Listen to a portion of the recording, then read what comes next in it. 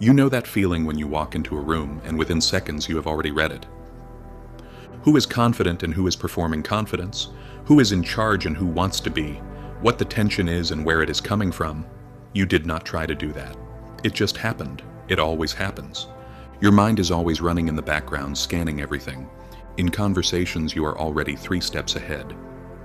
You see where someone is going before they get there. You connect things other people miss. You understand systems, patterns, people, situations faster than almost anyone around you. And with all of that, something doesn't add up. Because when it comes to your own life, what to start, choosing a direction, committing to something real, you still hesitate.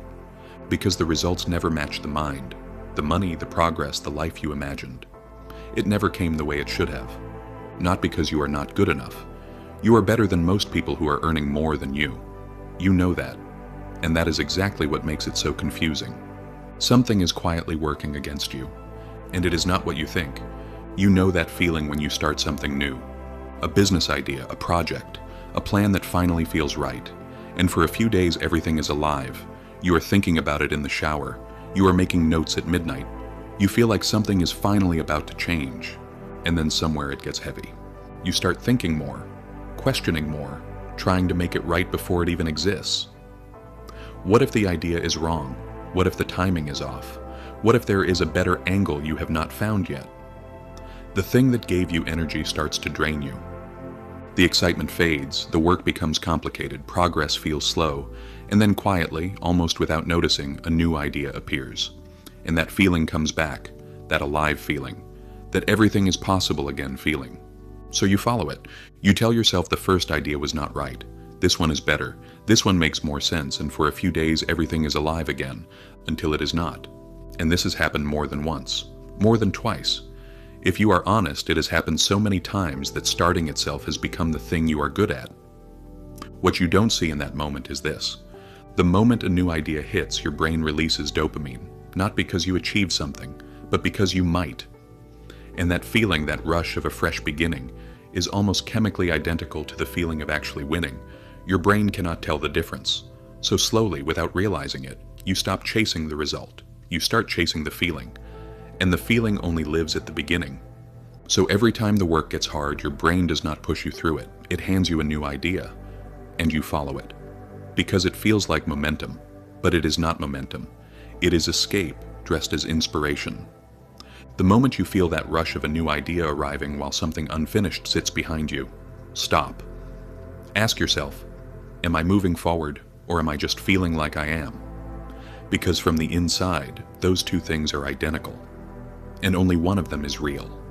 And this pattern does not stay only in your projects. It radiates to your daily life. Let me give you an example. You have a car. It works fine. But at some point your brain starts asking, what if it breaks down? What if I cannot afford to fix it? And so many what ifs. So you start thinking about plan B, then plan C. And while you are doing that, something feels good. That feeling of being prepared, of being ahead of the problem, of having thought of something most people would not think of until it was too late. It feels like control. And you do this with everything, with money, with relationships, with business, with decisions you have not even made yet. But here is the line most smart people cross without noticing. There is a difference between solving a problem and collecting the feeling of solving a problem. One changes something. The other just feels like it does. And your brain rewards both of them the same way. Which means you can spend years feeling productive while nothing actually moves.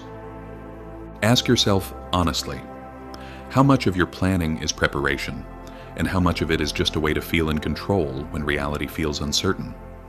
The answer will show you exactly where the hours went.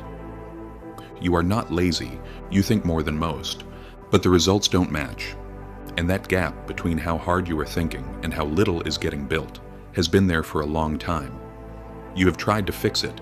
You told yourself to just start, to stop overthinking, to be more disciplined, and sometimes it works for a few days.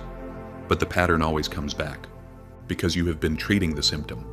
The perfectionism, the overthinking, the endless planning, none of those are the problem. They are all just the costume that the real problem wears. You are afraid of being seen getting it wrong. That is the mechanism. Your brain does not hold your work back because it has high standards. It holds your work back because putting it out means people can judge it. And judgment, to a brain built thousands of years ago for physical survival, registers as danger, not metaphorically, neurologically. Your body can respond to public failure almost like danger, so your brain protects you. It gives you the vision of the perfect version and whispers, not yet, not until it is ready, not until it is good enough. And because you are smart, those reasons sound intelligent. They sound like discipline. They sound like wisdom. But they are fear, dressed in the language of standards.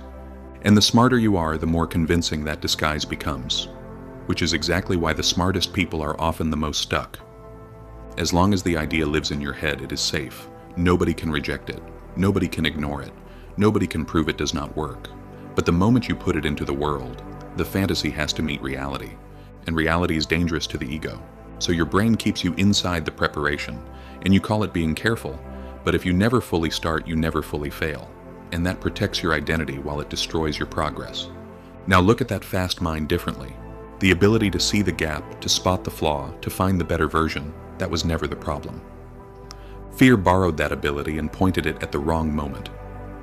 You have been using your sharpest tool before you launch, building reasons not to start, protecting yourself from being seen. But the real power of that ability lives after you launch, in real feedback, in real iteration, in improving something that exists in the world rather than perfecting something that only exists in your head. Ship it, then aim your mind at it.